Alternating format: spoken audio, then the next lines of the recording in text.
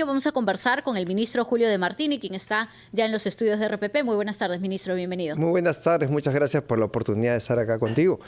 En parte de los, digamos, motivos que generaba un poco de preocupación era saber cómo están haciendo las personas, sobre todo los adultos mayores que dependen de programas sociales, llámese por ejemplo Pensión 65, que en distintos reportes los veíamos decir no ha llegado dinero al Banco de la Nación, no hemos podido cobrar nuestro dinero, no sabemos cuándo va a suceder esto y a la par tenemos la información de una pagatón, que es justamente para este programa social. ¿Qué es lo que no se está, digamos, manejando correctamente para la información de estos adultos mayores? Claro, qué bueno, buena pregunta y primero para agradecer a todas aquellas ciudades que hemos estado en 11 ciudades el día de ayer domingo, preocupados siempre por el mejor servicio a nuestros usuarios del Ministerio de Desarrollo e Inclusión Social a través de nuestros programas, ¿no? Esto ha sido una indicación de la presidenta Boluarte, que conoce el sector porque ha sido ministra más de 1 año y medio, y desde el primer día te comento de que hemos estado haciendo el seguimiento de la convulsión social, cómo podría afectar a estos usuarios. Entonces teníamos previsto 2 cosas fundamentales. Primero, garantizar una subvención extraordinaria porque había una necesidad más amplia de lo que regularmente nosotros podemos contribuir con los usuarios de Pensión 65, que son los adultos mayores, de Juntos y de Contigo. Entonces, el gobierno, en el marco de la estrategia Compunche Perú, destinó más de 320 millones para esta subvención extraordinaria, que no es otra cosa que una subvención adicional en cada uno de estos programas. ¿De cuánto? En el caso de Pensión 65, 250 soles adicionales a los que le íbamos a transferir en un cobro regular. En el caso de Contigo, 300 soles adicionales y en el caso de Juntos, 200 soles adicionales. Eso fue a principios de enero. Esto ha estado a disposición de todos los usuarios a fin de enero. Y el cobro regular de los usuarios de los diferentes programas viene ahorita en febrero, fines de febrero. Ya se inició en Pensión 65, pero hemos estado en 11 ciudades.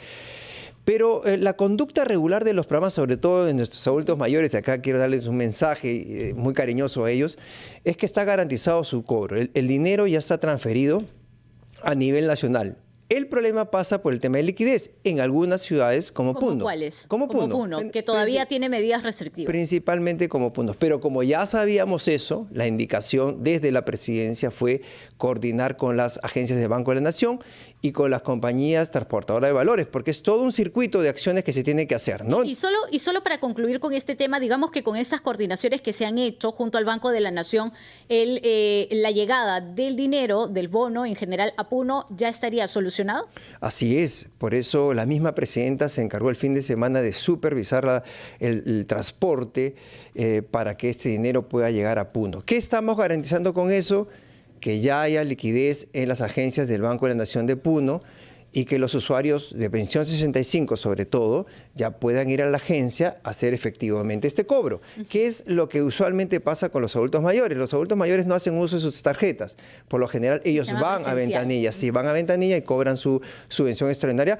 Como lo hemos visto, yo mismo estaba en Iquitos ayer acompañando a más de 3.000 adultos mayores que han podido cobrar ayer, que era un poco la meta de una pagatón, pero aprovechando esta pagatón también para articular cosas con otros sectores. Hemos tenido una importante vacunación para adultos mayores sobre COVID y la bivalente, y yo creo que eso es importante articular con otros sectores, el esfuerzo del Banco de la Nación de abrir domingo su agencia para recibirlos, y unas ferias de los productos de los adultos mayores que, siendo adultos mayores, todavía están muy activos y pueden vender y comercializar sus artículos. Definitivamente acciones y programas que van de la mano, y qué bueno que, digamos, se han podido reactivar porque la coyuntura en distintas regiones del país no lo había permitido. Hay varios temas pendientes cuando decimos coyuntura, y aquí recuerdo una frase de usted: pido al Congreso que esté del lado del pueblo. La legislatura acaba de terminar el viernes en el Congreso de la República. Finalmente no hubo una decisión sobre poner nuevamente sobre la mesa el tema del debate del proyecto de adelanto de elecciones. Desde el Ejecutivo,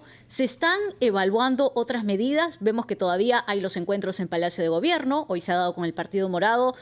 ¿Qué se ha hablado respecto a ello?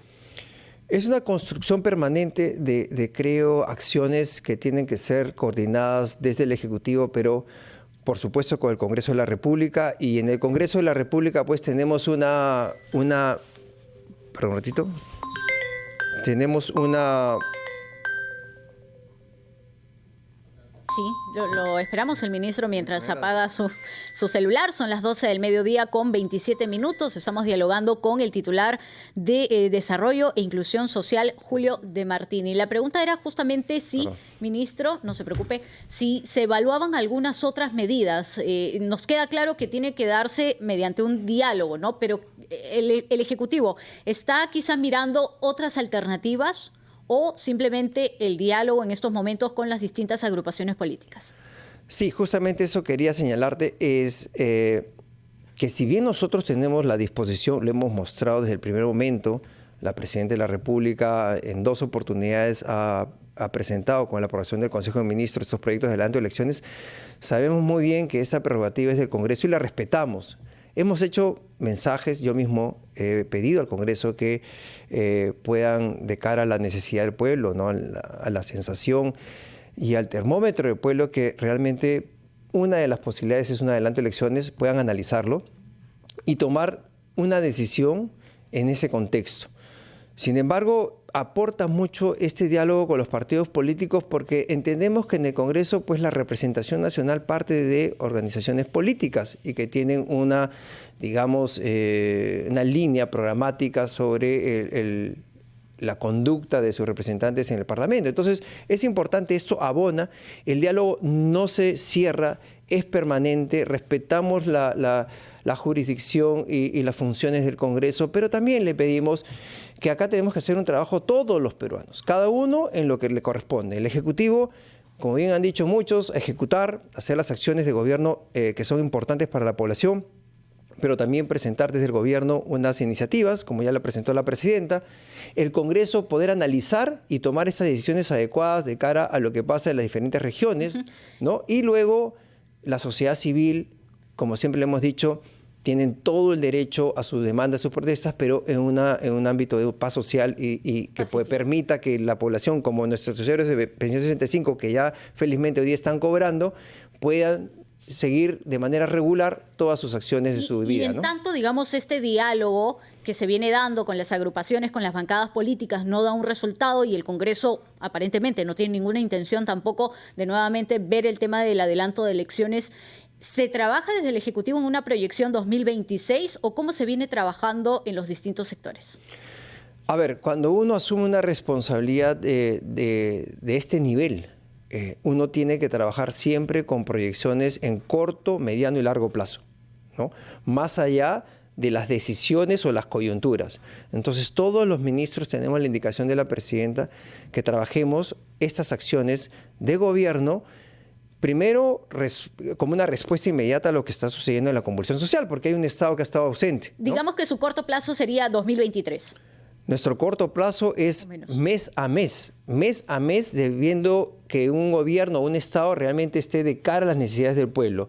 Eso, digamos, viendo una alternativa de 2023, posteriormente no sabemos qué va a suceder, pero si sucede o se toman decisiones, nosotros tenemos que seguir esa proyección de mediano y largo plazo. O sea, aún que nosotros nos vayamos y el gobierno, venga un gobierno, nosotros tenemos que responsablemente dejarles esa transición, que no es una transición que borrón y cuenta nueva, sino dejarle las cosas que se han hecho para un mediano y largo plazo, porque es así como funciona responsablemente el Estado. Ministro, le pido unos instantes, por favor, tenemos que ir a escuchar a los anunciantes, volvemos luego de una pausa, son las 12:30, estamos dialogando con el ministro Julio De Martini, titular de Desarrollo e Inclusión Social. Volvemos. Del mediodía, 37 minutos, seguimos en la rotativa del aire por RPP, la voz de todo el Perú, estamos conversando con el ministro Julio De Martini, titular del sector de Desarrollo e Inclusión Social.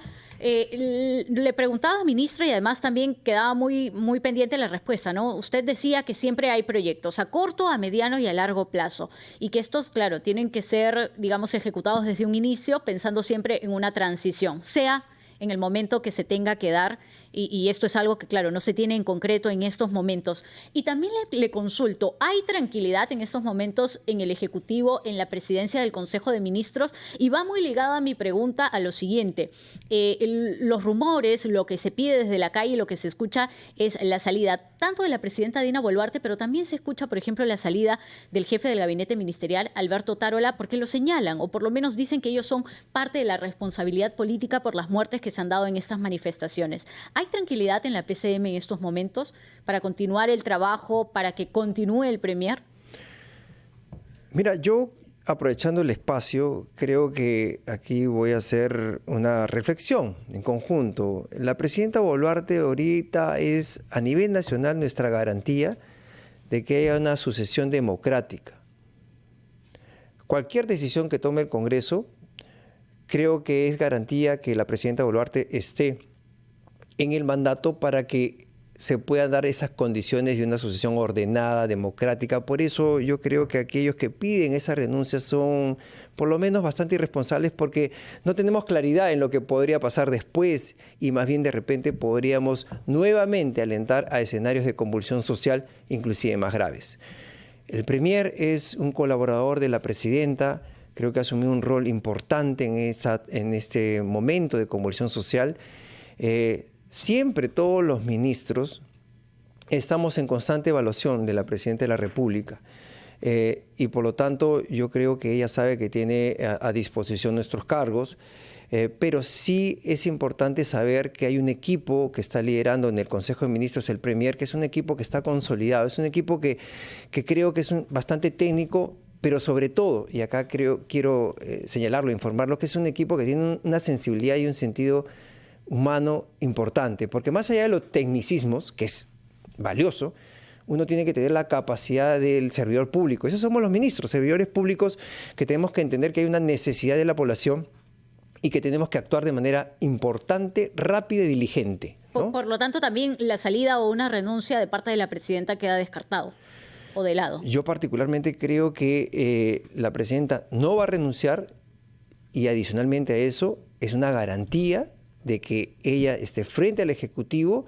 para que en su momento haya una sucesión democrática y ordenada del país, al margen de la decisión que pueda tomar el Congreso.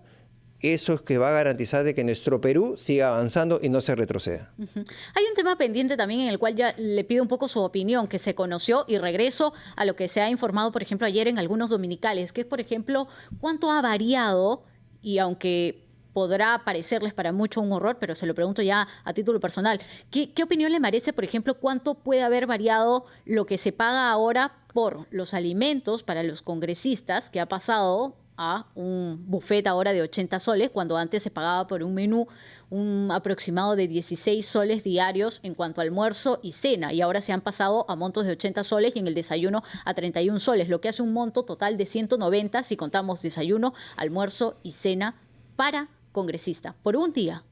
¿Qué opinión le merece estos cambios que van en base a una adenda en un contrato a partir del mes de diciembre del 2022?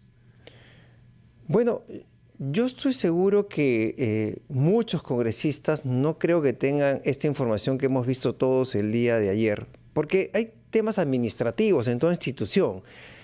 Estoy seguro que a partir de ahora muchos de ellos evaluarán con los equipos administrativos del Congreso si esto es lo pertinente, ¿no?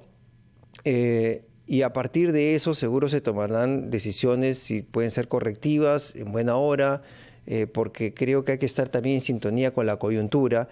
Hoy día estamos en una coyuntura no solamente por el tema de conmoción social, sino también porque ya venía un incremento de los precios por el tema de la guerra internacional, y adicionalmente veníamos de COVID. Entonces sí había una inflación que impactaba en precios de alimentos a nivel nacional. Nosotros como Ministerio de Desarrollo e Inclusión Social estamos muy atrás del tema de seguridad alimentaria.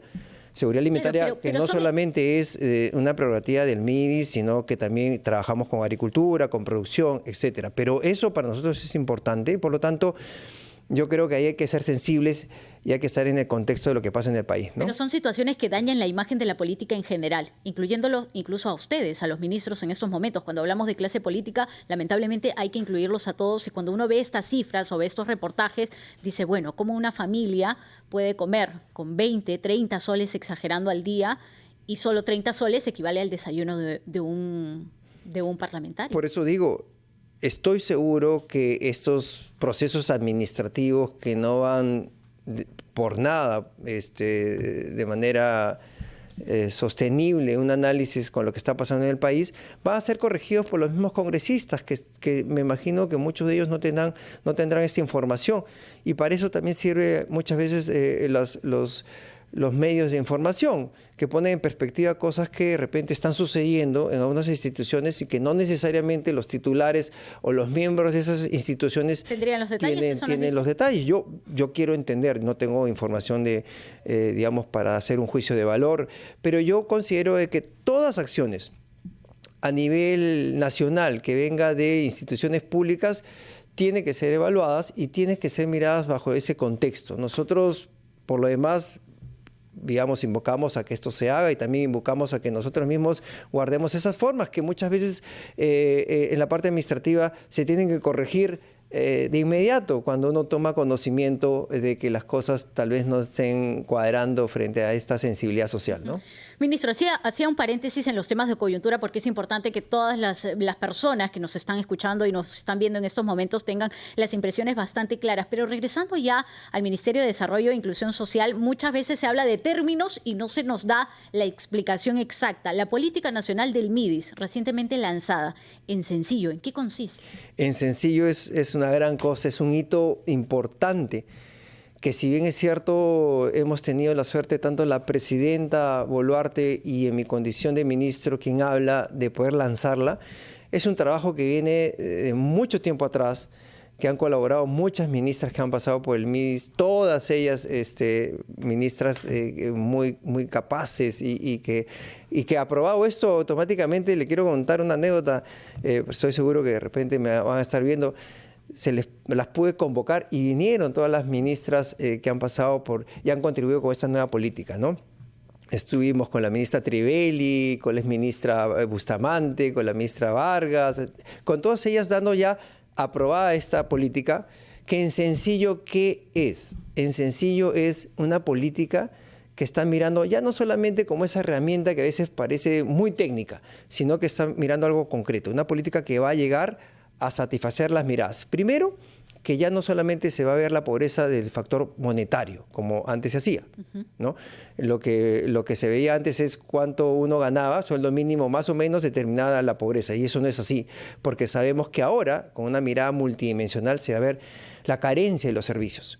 Y hay población peruana, sobre todo en la parte urbana, que tal vez pueda tener un trabajito, pero que no tiene agua, no tiene luz, no tiene una pista. Entonces, los valores de focalización de la pobreza van a ser diferentes, y adicionalmente a eso, que es más importante aún, que esta política aprueba 31 servicios, y estos servicios son servicios que vienen, 81 servicios que vienen directamente a la contribución de cerrar brechas. Son servicios que tienen que ver con agua, son servicios que tienen que ver con salud, son servicios que tienen que ver con educación, porque la política social no queda en el MIDIS. La política social es una política que tiene que ser articulada con todos los sectores de los ministerios, pero también con los gobiernos regionales y los gobiernos locales, y ahora los vamos a poner en estos servicios que vamos a garantizar que le llegue a la población más necesitada, ¿no? Solo para cerrar con esto, es justamente en esta política nacional que se está incluyendo, por ejemplo, lo que se informó hace 2 semanas de crear 55,000 empleos temporales. Exactamente. Esa es una de las consecuencias de una política que se traduce luego en acciones concretas para el ciudadano. Perfecto. Y estos 55,000 empleos son a partir de una intervención coordinada entre los ministerios de Agricultura, Vivienda, con el MIDIS, por parte del programa FONCODES, que va a poder construir estos proyectos de inversión social, infraestructura social muy pequeña, pero que potencia aquellas actividades que están ¿en dónde? en las zonas rurales y sobre todo andinas y amazónicas, pero estamos entrando también a la zona urbana, periurbana, que es tan importante también. Clarísimo. Muchas gracias, Julio de Martini, ministro de Desarrollo e Inclusión Social, por estar con nosotros en la rotativa del aire. Muy buenas tardes, 12:47. Hacemos una pausa, escuchamos a los anunciantes y volvemos.